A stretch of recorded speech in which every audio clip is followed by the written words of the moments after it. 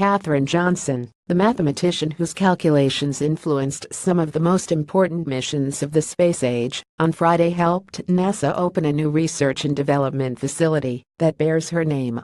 The 99-year-old cut the ribbon for the Katherine G. Johnson Computational Research Facility at the Langley Research Center in Hampton, Virginia, where she was honored as a trailblazing human computer.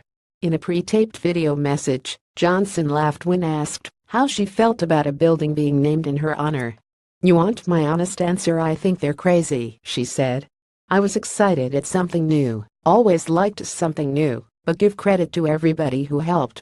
I didn't do anything alone, but try to go to the root of the question and succeeded there." In an extraordinary career, Johnson defied racial and gender constraints and was involved with many of the greatest achievements in space. "Today all of these things seem inevitable," said Margolise Shetterly, the author of Hidden Figures, which profiles Johnson and her fellow human computers, and was made into a film last year. "But without her past full of diverging roads and choices that made all the difference, we would not be standing on the brink of this future." Johnson was born in 1918 in White Sulphur Springs, West Virginia, the youngest child of a farmer and a teacher. From an early age, she showed signs of prodigious ability.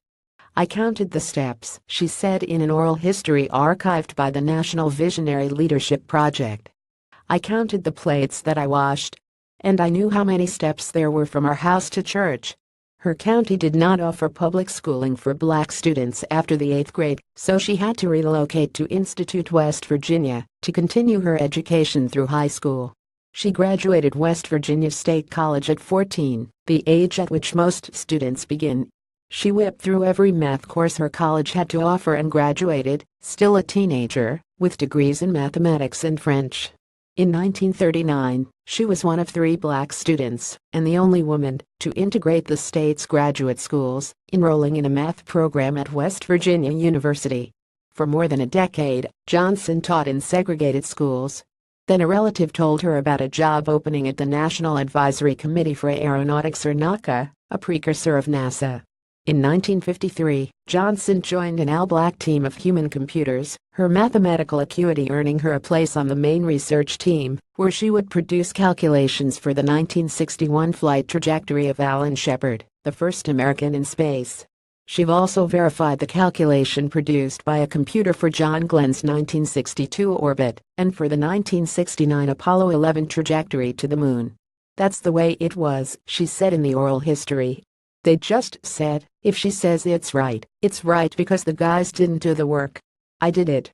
In 2015, Barack Obama awarded Johnson the Presidential Medal of Freedom, the highest U.S. civilian honor, calling her a pioneer who broke the barriers of race and gender, showing generations of young people that everyone can excel at math and science and reach for the stars. Obama joked, "If you think your job is pressure-packed, hers meant that forgetting to carry the one might send somebody floating off into the solar system." On Friday, Shetterly said we are living in a present that they willed into existence with their pencils, their slide rules, their mechanical calculating machines, and, of course, their brilliant minds. Johnson's story, and the largely untold history of contributions by black women during the space race, was told on the big screen last year. Hidden Figures stars among others Taraji P. Henson, who plays Johnson, Octavia Spencer and Janelle Monáe. The movie, mostly set in 1961 and 1962, highlights the indignities endured by black NASA employees despite the agency's reliance on them. In the movie, after Johnson joins the main research team, she is forced to drink coffee from a pot labeled colored and walk half a mile to use a restroom for colored women.